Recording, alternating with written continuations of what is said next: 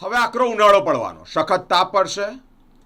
મૂંગા પશુ પક્ષીઓની સહાય માટે, એટલે કે તે લોકોને પીવાનું પાણી મળી રહે તે માટે બાઉલનું વિતરણ કરવામાં આવ્યું છે. લગભગ 2000 જેટલા માટીના બાઉલનું વિતરણ કરવામાં આવ્યું છે. શ્રી છત્રપતિ શિવાજી સહકારી મંડળી તરફથી આ એક સેવાકીય કાર્ય હાથ ધરવામાં આવ્યું છે. શહેરમાં ઉનાળાની વધતી ગરમીને ધ્યાનમાં રાખી મૂંગા પ્રાણી પક્ષીઓને પીવાનું પાણી સરળતાથી ઉપલબ્ધ રહે તે માટે શ્રી છત્રપતિ શિવાજી સહકારી મંડળી દ્વારા સામાજિક સેવા એક અભિયાન હાથ ધરવામાં આવ્યું છે.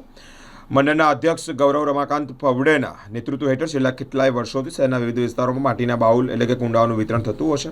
આ બાઉલ વિતરણ મહાઅભિયાનની શરૂઆત ખંડેરાવ માર્કેટ 4 રસ્તા પાસેથી કરવામાં આવી હતી. આ અભિયાનના ભાગરૂપે આજે ગાંધીનગર ગૃહ ખાતે વિશાળ સ્તરે કાર્યક્રમ યોજાયો છે, જેમાં અંદાજે 2000 જેટલા માટીના બાઉલનું વિતરણ કરવામાં આવ્યું છે. સેવાભાવી જનતાએ આ અભિયાનને ઉત્સાહપૂર્વક પ્રતિસાદ પણ આપ્યો છે. અનેક લોકોએ પોતાના ઘરના આસપાસ તેમજ જાહેર સ્થળોએ બાઉલ મૂકી પ્રાણી પક્ષીઓની માટે પાણી ઉપલબ્ધ કરવાનો સંકલ્પ પણ લીધો છે. આ પ્રસંગે અધ્યક્ષ ગૌરવ રમાકાંત પવડે વિશેષ માહિતી આપી છે. શ્રી છત્રપતિ શિવાજી સહકારી મંડળી લિમિટેડ તેમજ શ્રી છત્રપતિ શિવાજી રાજ્ય વિચાર મંચના સંયુક્ત ઉપક્રમે 19 ફેબ્રુઆરીથી વડોદરા શહેરના વિવિધ વિસ્તારોમાં બાઉલ વિતરણનું કાર્યક્રમ ચાલુ કરેલો છે.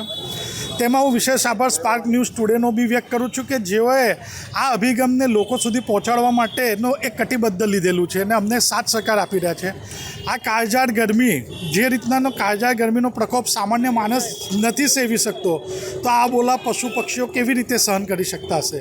અને જે રીતે આજે વડોદરા શહેરની ભૌગોલિક પરિસ્થિતિ આપણે જોઈએ તો કોઈ જગ્યા ઉપર પશુઓ કે પક્ષીઓ માટે એટલે પક્ષીઓ માટે કોઈ ફળના ઝાડો નથી રહ્યા હવે, અને એ લોકો ખાવા માટે ડિપેન્ડેબલ છે હવે આપણા ઉપર.